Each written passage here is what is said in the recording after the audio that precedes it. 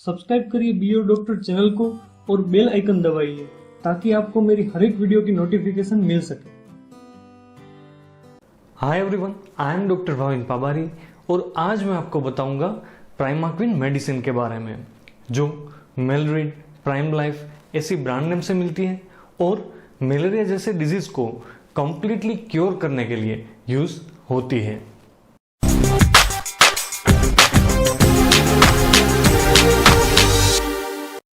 अगर आपको ये टॉपिक के नोट्स चाहिए तो ये मेरी वेबसाइट biodoctorweb.com वहां से आपको मिल जाएगा और आप मेरे चैनल को ज्वाइन भी कर सकते हो।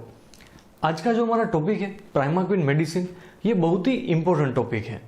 ये दवाई मलेरिया को जड़ से खत्म करने के लिए, कंप्लीटली क्योर करने के लिए ये दवाई उपयोग में आती है।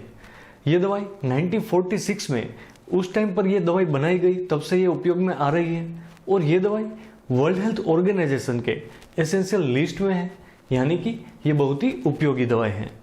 आज के इस वीडियो में हम समझेंगे कि ये जो प्राइमाक्विन मेडिसिन है उसका इंडिकेशन क्या है, इसका कॉन्ट्रा इंडिकेशन क्या है, उसका डोजेज, साइड इफेक्ट, इसकी स्पेशल प्रिकॉशन, ये पूरे पॉइंट पर इस वीडियो में मैं आपको बताऊंगा। तो सबसे पहले समझते हैं प्राइमाक्विन मेडिसिन के इंडिकेशन के बारे में, यानी कि ये दवाई का क्या उपयोग होता है।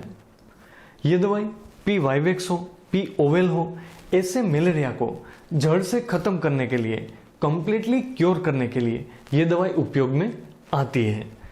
कई बार ऐसा होता है कि जब पेशेंट को मलेरिया का बुखार होता है तो वो एक बार दवाई लेने से ठीक तो हो जाता है, लेकिन कुछ दिनों के बाद वो बुखार अपने आप वापस आ जाता है। वो टाइम 15 दिन हो सकता है, 1 महीना, 2 महीना या फिर उससे ज्यादा वक्त में वो बुखार अपने आप फिर से बन जाता है, जिसे रिलैप्सिंग मलेरिया कहा जाता है या फिर बार बार होने वाला मलेरिया कहा जाता है। ऐसे बुखार को ठीक करने के लिए ये जो प्राइमाक्विन मेडिसिन है वो दी जाती है। ये उसका इंडिकेशन है। यहाँ आपको ये जो पॉइंट है बिल्कुल क्लियर कट समझ में आ जाए, इसके लिए बेसिक इंफॉर्मेशन थोड़ी समझाता हूँ कि मलेरिया कैसे होता है और रिलैप्सिंग बुखार कब होता है। जैसे आप यहाँ इमेज में देख रहे हो, मलेरिया बुखार होने का रीजन ये है कि इन्फेक्टेड मॉस्किटो का बाइट। जब इन्फेक्टेड मॉस्किटो का बाइट होता है तो उसका जो पॉइजन है स्पोरोजोइट, वो हमारी बॉडी में एंटर होता है। बॉडी में एंटर होते ही वो इन्फेक्शन जो वो लिवर तक पहुंच जाता है और वहां वो ग्रो होने लगता है। वहां से बन जाता है मेरोजोइट और फिर वो हमारी पूरी बॉडी में फैल जाता है।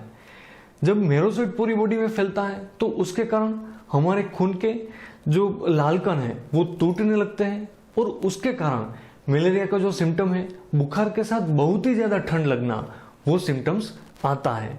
इतनी प्रोसेस होती है तब जाके मलेरिया का सिम्टम आता है। और तब हम कोई भी मलेरिया की ट्रीटमेंट लें, जैसे कि क्लोरोक्विन हो या फिर आर्टिसोनेट हो, मलेरिया का इंजेक्शन हो, तो उससे ये बुखार ठीक तो हो जाता है, लेकिन कई बार ऐसा होता है कि लीवर में थोड़ा इन्फेक्शन रह जाता है। तो ये जो प्राइमाक्विन मेडिसिन है उसका कार्य ये है कि वो जड़ से जहां भी मलेरिया का पैरासाइट है उसको मार देता है, लीवर से वो पूरा जो पैरासाइट का लोड है उसको खत्म करता है और तब जाके ऐसा रिलैप्सिंग जो बुखार, अपने आप बनने वाला बुखार है, उससे छुटकारा मिलता है। तो ये हुआ उसका मोड ऑफ एक्शन कि कैसे प्राइमाक्विन मेडिसिन कार्य करती है। तो ये हमने समझा कि प्राइमाक्विन मेडिसिन का इंडिकेशन क्या है और ये कैसे कार्य करती है। अब मैं आपको बता रहा हूं ये दवाई के कॉन्ट्रा इंडिकेशन के बारे में, यानी कि ये दवाई कब और किसे नहीं देनी है। ये बहुत ही इंपॉर्टेंट है। कॉन्ट्रा इंडिकेशन ये इंडिकेशन से भी ज्यादा इंपॉर्टेंट है। पहला कि जिसको G6PD की डेफिशिएंसी हो, ग्लूकोज 6 फॉस्फेट डिहाइड्रोजिनेस एंजाइम की जिसमें कमी हो, उसको ये दवाई नहीं दी जाती है। अगर ये दवाई G6PD के डेफिशिएंसी को वाले पेशेंट को हम प्रिस्क्राइब कर दें तो ऐसा हो सकता है, ऐसी पॉसिबिलिटी है कि उसकी बॉडी में खून टूटने लगे, एक इमरजेंसी क्रिएट हो जाए, पेशेंट को नुकसान हो, ऐसा हो सकता है। इसलिए G6PD का रिपोर्ट करके, उसका टेस्ट करके, वो स्टेटस चेक करके ही दवाई दी जाती है। फिर SLE यानी कि सिस्टमेटिक ल्यूपस एरिथेमेटस या फिर रूमेटॉइड आर्थराइटिस, ऐसा ऑटो इम्यून डिजीज अगर किसी को है तो उसको भी ये दवाई नहीं दी जाती है। तो ऐसे करके ये इसका कॉन्ट्रा इंडिकेशन है जो बहुत ही इंपॉर्टेंट है। अब हम समझते हैं प्राइमाक्विन मेडिसिन के डोजेज के बारे में कि ये दवाई कितनी मात्रा में दी जाती है।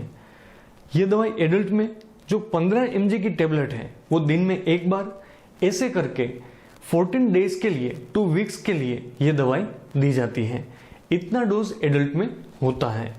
और अगर हमें बच्चे में ये दवाई देनी है, चिल्ड्रन में देनी है, तो उसको वेट के अनुसार कैलकुलेट करना पड़ता है और वो होता है 0.3 mg पर kg पर डे, जिसका मतलब ये होता है कि अगर किसी का 25 kg वेट है तो उसको 7.5 mg की टेबलेट दिन में एक बार, ऐसे करके 14 डेज तक 2 वीक्स तक ये दवाई देनी होती है।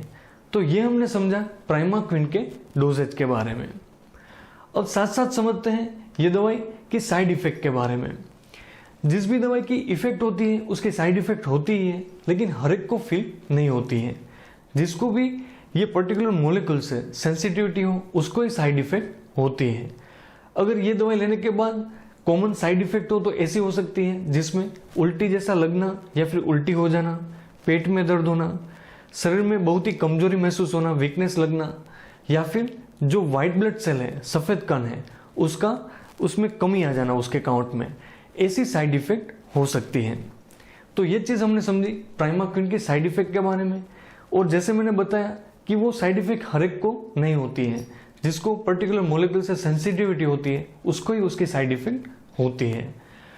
और आज के इस वीडियो के लास्ट पार्ट में हम समझते हैं इसके स्पेशल प्रिकॉशन के बारे में, यानी कि ये दवाई लेने में हमें क्या ख्याल रखना चाहिए। तो जैसे अभी हमने समझा था G6PD, तो स्पेशल प्रिकॉशन ये है कि G6PD का टेस्ट करके ही उसका जो स्टेटस है वो चेक करके ही दवाई देनी चाहिए। अगर G6PD की डेफिशिएंसी है तो ये दवाई अवॉइड करनी है, क्योंकि उससे प्रॉब्लम हो सकता है। और दूसरा प्रेगनेंसी, उसमें भी अवॉइड की जाती है, क्योंकि उसमें जो बच्चा है उसका G6PD लेवल क्या है वो हमें पता नहीं है।